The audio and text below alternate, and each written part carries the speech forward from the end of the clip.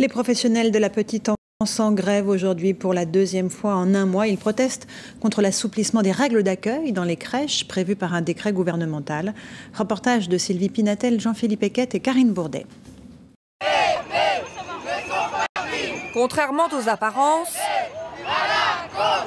manifestants et ministres sont d'accord, il faut augmenter le nombre de places en crèche et le nombre de personnels.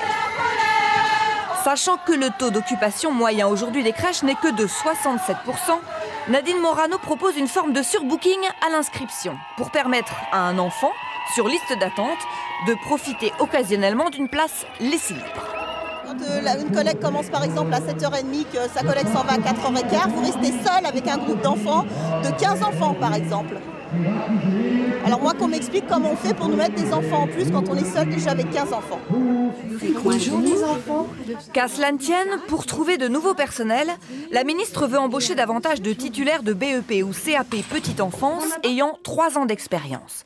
Du personnel toutefois moins qualifié que cette auxiliaire de puériculture. Ça prouve que non, on n'est pas reconnu en tant que professionnel vraiment de la petite enfance, avec nos diplômes, avec nos compétences, avec notre expérience également. Elle peut être inquiète et je le comprends si on lui dit que demain elle va garder 12 bébés.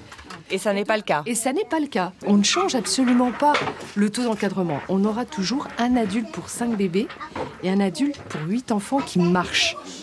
Ce décret va être maintenant examiné par le Conseil d'État. Il devrait être publié dans 3 mois environ. Ça rappelle des bons souvenirs.